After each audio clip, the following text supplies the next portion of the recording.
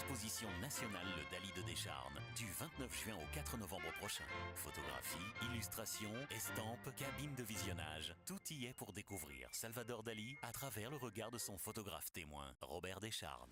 On se trouve au début de l'exposition. J'ai voulu le commencement de cette exposition par un hommage à la Renaissance, donc une présentation de portraits de Dali en taille monumentale. Et naturellement, il se présente avec différents éléments qui lui tiennent à cœur, comme une fleur de pissenlit, qui est le symbole du savoir qu'on sème, un chapeau polyédrique, qui est une référence à une théorie scientifique de Kepler sur l'emboîtement des mondes. C'est très riche. Donc, au fond, vous avez aussi un buste d'un sculpteur et ami de Dali pour lui rendre hommage. Suivez-moi. Robert Descharnes, mon mentor et défunt père, rencontre Salvador Dali durant l'hiver 1950. Ils ne vont plus se quitter. Et donc, les photos que vous allez voir ici sont le fruit de cette amitié, de cette collaboration de 40 ans.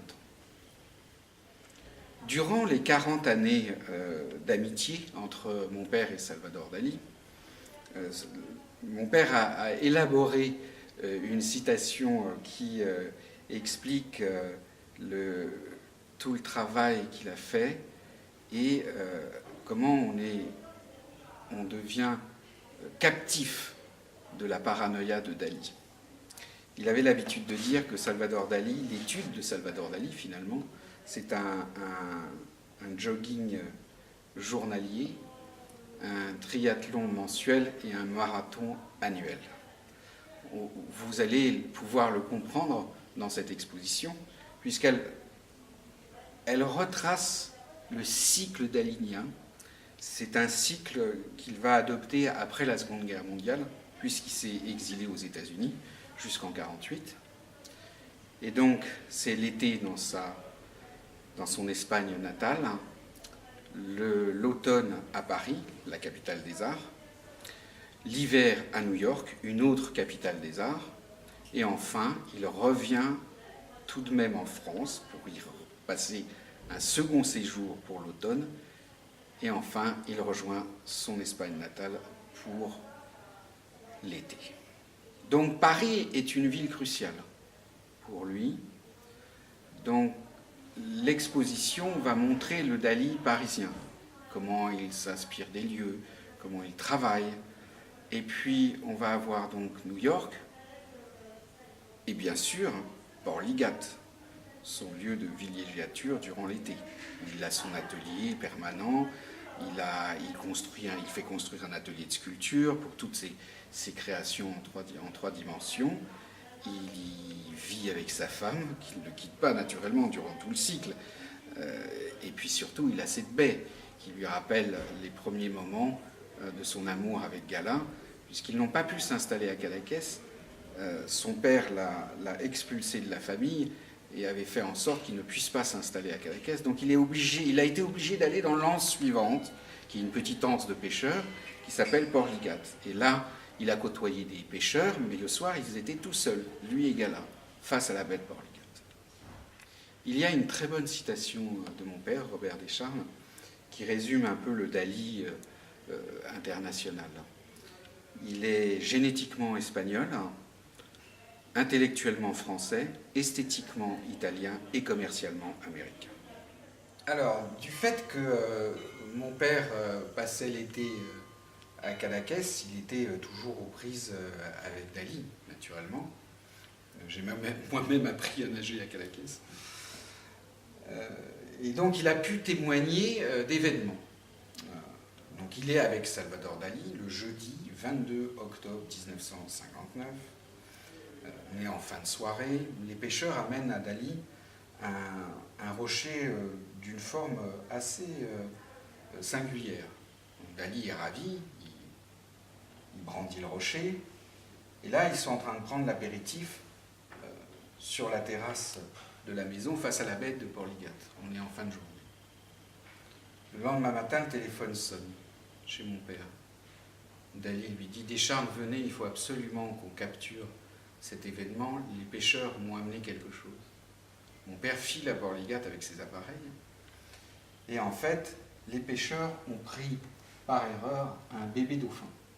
Et il se trouve que le dauphin a pratiquement la même taille que le rocher, et quelque part, ils ont une forme similaire, puisqu'on voit que le rocher, une des extrémités du rocher peut symboliser une queue. Et donc Dali commence à jouer avec, et il élabore sa théorie du dur et du mou. Finalement, le symbole du rocher, minéral, inerte, et le symbole du dauphin, qui n'est, rappelons-le, c'est pas un poisson, hein, c'est un mammifère, le dauphin, mou, biologique. Finalement, ça résume tous nos liens avec la Terre, tous les liens de la vie avec la Terre, etc. Tout est contenu dans ces deux formes qu'il brandit. Vous avez devant moi une création de Salvador Dali tout à fait singulière.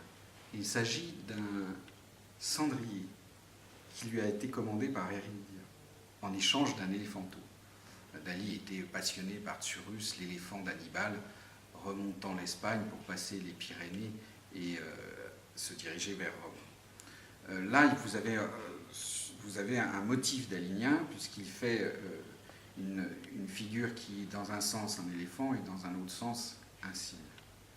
Deux animaux dont la symbolique sont chargées, c'est le moins qu'on puisse dire.